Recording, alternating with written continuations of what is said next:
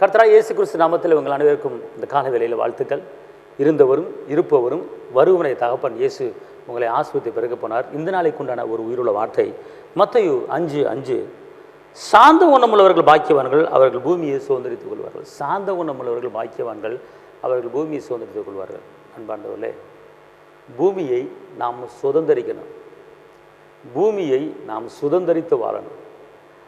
அப்போ அதுக்கு என்ன செய்யணும் அப்படின்னு கேட்டிங்கன்னா, சாந்த குணமுள்ளவர்கள். மகாத்மா காந்தி ஒரு புஸ்தகத்தில் சாட்சி எழுதியிருக்கிறாரு. அவரை பேட்டி எடுத்தாங்கன்னா, இப்படி ஐயா நீங்கள் இந்த இந்திய நாட்டுக்கு சுதந்திரம் வாங்கினீங்க, எந்த வகையில் வாங்கினீங்க, அஹிம்சையில் எப்படி சுதந்திரத்தை வாங்கினீங்க அப்படி கேட்கும்போது அவர் சொன்னாராம், நான் பைபிள் படிச்சுக்கிட்டு இருந்தேன். பைபிள் படிச்சுக்கிட்டு இருக்கும்போது மத்தேயு 5ஆம் அதிகாரத்தில் 5ஆம் வசனத்தில் சாந்த குணம் உள்ளவர்கள் பாக்கியவான்கள், அவர்கள் பூமியை சுதந்திரிப்பார்கள் என்ற அந்த ஒரு வசனம் என் இதயத்தை தொட்டுச்சு.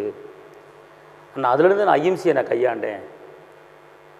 போராடக்கூடாது, கத்தி எடுக்கக்கூடாது, நம்ம அஹிம்சையில் போராடி பொறுமையாக நம்ம இந்திய நாட்டுக்கு சுதந்திரத்தை வாங்கணும்னு சொல்லி அதுக்கப்புறம் தான் உப்பு சத்தியாகராக அமைதியாக அவர் போராடினார். பார்த்துக்கொள்ளுங்க. காந்திக்கு வெள்ளைக்காரங்க சுதந்திரத்தை கொடுத்துட்டு போயிட்டாங்க இந்திய நாட்டுக்கு. சரிங்களா? அப்போ காந்தியடிகளே சொல்கிறாரு, நான் இந்த வசனம் தான் என் இதயத்தை தொட்டது, இந்த வசனத்தைப்படி தான் நான் நடந்தேன், அதனால தான் எனக்கு இந்திய நாடு சுதந்திரத்தை வாங்கி கொடுத்தாரு அப்படின்ற. அப்போ அதே போல் இன்றைக்கி நீங்களும் சாந்த குணமாக இருந்து பாருங்கள், பூமியை சுதந்திரிப்பார்கள். அன்பாக நடந்து பாருங்கள், பூமியை சுதந்திரிப்பீங்க. கர்த்தர் அப்படிப்பட்ட ஒரு காரியத்தை செய்ய போகிறாரு. உங்களுக்கு நான் செபிக்கிறேன். தேவனுக்கு மகிமையுண்டாவதாக. தகப்பனே இயேசுவே, நன்றியோடு துதிக்கிறேன், ஸ்தோத்திரிக்கிறேன். இந்த நாளில் உடைய கிருபை கடந்து வரட்டும், உடைய பலன் கடந்து வரட்டும், உடைய அற்புதம் கடந்து வரட்டும், அதிசயம் கடந்து வரட்டும்.